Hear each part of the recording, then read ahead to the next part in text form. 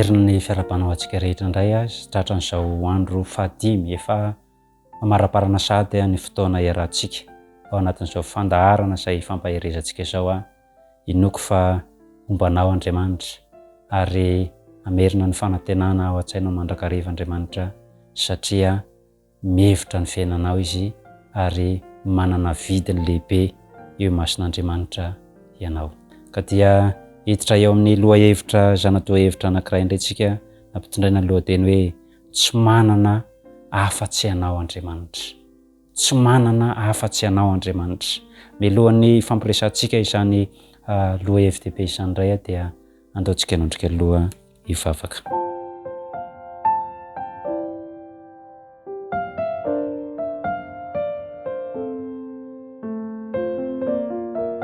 Andriamanitra, ankehitriny izay dia hifampahery indray amin'izao andro fahadimy izao.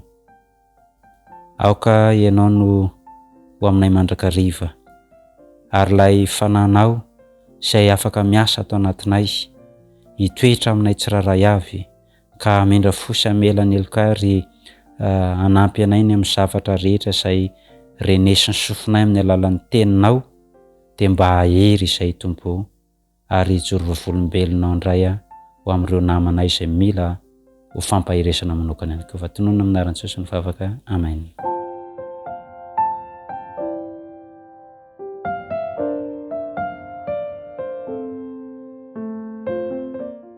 Tsy manana afa-tsy anao Andriamanitra, latokan'Andriamanitra sy vavitokan'Andriamanitra ianao. Ao amin'ny Isaia, ao amin'ny bokin'ny Isaia toko fahatelo amby efapolo andininy fahaefatra. Isaia toko fahatelo amby efapolo andininy fahaefatra. Dia izao ny zavatra voalaza hoe mahalala eo masoko ianao, eny be voninahitra ianao sady tiako. Malala, izany no anarana itsoan'Andriamanitra antsika, ilay tiana indrindra, ilay tiana indrindra. Eo mason'Andriamanitra dia tsy misy afa-tsy ianao, mifantoka aminao ny mason'Andriamanitra. Ary eo anatrehan'Andriamanitra dia izao hoe be voninahitra, misy vidiny ngeza be eo amin'Andriamanitra ianao. Noho izany mifalia amin'izany toerana ametran'Andriamanitra anao izany. Rehefa miresaka tsika mahakasika ny hoe ahafantarana amin'ny fomba feno, ny filôzôfa dia miresaka zavatra tahaka izao hoe iza moa aho. Izany teny izany dia toa milaza fa na ny tenako aza ampahany ny ahafantarako ny tenako. Izay mahatonga anay rehefa misy karazana fahatezerana be ireny dia manao fihetsika tsy voahevitra dia taitra hoe izaho moa dia nahavita an'izany.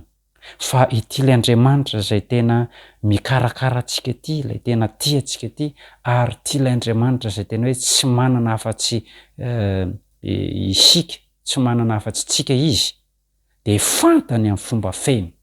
Izany hoe ny antsipirian'ny fiainantsika manontolo dia fantatr'Andriamanitra. Manamafy an'izany ny bokin'ny Matio, toko fahafolo, ny andininy fahatelopolo. Matio toko fahafolo dia ny andininy fahatelopolo manao hoe fa na dia ny volondohanareo aza dia voaisa avokoa. Na ny volondohanareo aza dia voaisa avokoa. Zava-dehibe izany. Tsy mbola misy mpivady angamba naisa ny volondohan'ny vadiny na tiany toy ny inona aza. Fa Andriamanitra dia niresaka an'izany hoe voaisa. Tahaka ny milaza izany izy fa fantany hatramin'ny miafina indrindra ny fiainam-pitiavantsika. Fantany. Tsy misy zavatra azontsika hafenina eo amin'Andriamanitra. Eny fa hatramin'ny olona antsika farany kely indrindra aza sy ny fitiavantsika izay mety hampahory antsika tsy haintsika mitondra azy aza dia fantatr'Andriamanitra. Izany mahatonga an'ilay teny teo hoe na ny volondohantsika aza dia voaisan'Andriamanitra hatramin'ny singa kely indrindra eo amin'ny fiainantsika. Ka noho izany dia tian'Andriamanitra raha mba izy irery ihany no haintsapasantsika. Ny zavatra rehetra izay manahirana antsika eto amin'ity fiainana ity dia tiany raha izy no hiantsapasantsika satria izy mahalala ny antsapirin'ny fiainantsika. Ay izany ny zavatra ataon'Andriamanitra rehefa mitaiza antsika izy, rehefa mikarakara antsika izy dia hitany satria fantany tsy misy miafina amin'Andriamanitra ny fiainantsika amin'ny kely indrindra ka hatramin'ny lehibe indrindra dia hitany fa indraindray tsika mandeha irery tsy misy azy. Dia hoy izy hoe rehefa manomboka manana izay fomba amampanao izay isika dia avelany ho diso fanantenana. Avelany midofotra amina zavatra anankiray. Ka rehefa midofotra amin'ny zavatra anankiray tsika, mety mpianatra ianao, mety natoky ianao fa tena mahay zavatra rehetra ianao dia navelany taminao ny tsy fafana, fanadinana, tsarovy, fa tsy hoe tsy tian'Andriamanitra ianao. Ianao nefa lay tena lahatokany sy vavitokany, fa ozy lay teny, lay navelan'Andriamanitra mandalo aminao zany fahatso-panantenanany amin'ny tsy fafana examen izany. Navelan'Andriamanitra aminao zany hoe midofotra ny amin'ny fampiasana vola izany ka mety ho lany hatrany amin'ny renim-bola sy ny sisa satria tsy vahaolana ny fisarahantsika amin'ilay datantsika.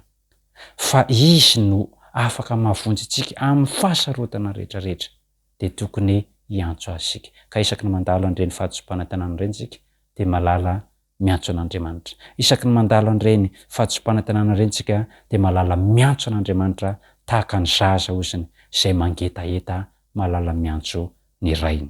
Dia tahaka izany ity Andriamanitra ity. Izao ny zavatra voalaza ao amin'ny Isaia 7:50 ny andininy voalohany. Isaia 7:50 dia ny andininy voalohany. Vaky toy izao amin'ny anaran'i Jesosy: indro ny tanan'i Jehovah tsy fohy fa mahavonjy, ary ny sofiny tsy lalo-dalovana fa mahare. Izany hoe lay Andriamanitra maniry ny ho antsontsika ity zany dia zay anisan'ny faniriany hoe tia hamonjy antsika izy. Hoy izy hoe indro ny tanan'i Jehovah tsy fohy fa mahavonjy, ary ny sofiny tsy lalo-dalovana fa mahare. Dodin'Andriamanitra tia andre ny fitarainanao. Ary Andriamanitra tsy mba leo ny amin'ny fitarainy sanany zany. Isika indraindray mety mieritreritra hoe aleo tsy taraina intsony, fa mety efa leo ny amiko angamba Andriamanitra. Dodin'Andriamanitra zay mahatonga ny avelany midofotra ianao, avelany diso fanantenana ianao mba tonga anao alala hiantso azy. Satria vonona angilana ny sofin'Andriamanitra iainanao, ianao lay tiany indrindra. Vonona ampitsotra ny tanan'Andriamanitra tia hamonjy anao, satria natokany ho anao ny fiainany manontolo. Ny fanontaniana mipetraka dia izao hoe inona ny tanjon'Andriamanitra amin'ny antsontsika azy? Raha hiantso azy sika, inona ny tanjon'Andriamanitra? Dia izao ny zavatra voalaza ao amin'ny Jeremia. Ao amin'ny Jeremia 3:30 dia ny andininy 9. Jeremia 3:30 ny andininy 9. Dia hoy izy hoe: antsoy aho dia ho valiako ianao, ka ampisehoko zavatra lehibe sy sarom-pantarina izay tsy fantatrao. Andriamanitra zany rehefa mampitodika ny saiko ho eo aminy, mampitodika ny fijerintsika ho eo aminy, ary mampitodika ny filantsika azy, dia hoy izy hoe rehefa miantso ahy ianareo dia zahany eo zava-dehibe eo amin'ny fiainanao. Ianao izay manaraka an'izao fandaharana izao, zany ny tanjon'Andriamanitra amin'ny fiainanao. Te ampiseho zava-dehibe eo amin'ny fiainanao Andriamanitra. Mety mpianatra ianao ia, mety ny zavatra efa nonofy fisinao teo amin'ny fiainanao dia akabaka dia zay. Fa ny zavatra efa noverin'Andriamanitra sy ny manino anao dia navelany tsy afaka baka aloha anao, fa ao ambadiky ny fafana baka amin'ny manaraka, satria niantso azy ianao, nitady vonjy ho azy ianao, dia tsy teo an'ilay nonofy ny fisanao hoe ho afaka baka dia hijanona, fa mety andeha lavitra mihitsy ianao hatrany amin'ny tsy nieritreretinao hatrany ny zavatra fandrian'Andriamanitra. Mety olona mbola tsy manana avenir ianao, tsy manana ho avy, mety mbola zanaka izay mbola manomana ny ho avinao ianao amin'ireo karazana fitadiavana asa samihafa, asa hafa ny eritreretinao. Fa rehefa midofotra amin'ilay nieritreretinao ianao dia Andriamanitra kosa hanomana anao zava-dehibe. Ka mahafinaritra ty Andriamanitra ty, mampahery antsika ny tenin'Andriamanitra, ka tsarovy fa tsy hanao zavatra manimba anao Andriamanitra, tsy hanao zavatra manala-baraka anao Andriamanitra, satria lahatokany ianao, fa avitokany ianao ka dia ho anao ny antom-pisiny, ary ho anao no antony izay nanoroatana an'ity pejy voasoratra ity, mba hahatonga anao ahery mandrakariva, mba hahatonga anao hanana fijery lavitra misimisy kokoa, satria ny zavatra tsy mbola fantatrao dia vonin'Andriamanitra. ampafantatra anao. Ny zavatra zay tsy mbola anananao dia vonin'Andriamanitra anome azy ho anao. Andriamanitra hitanao. Amen.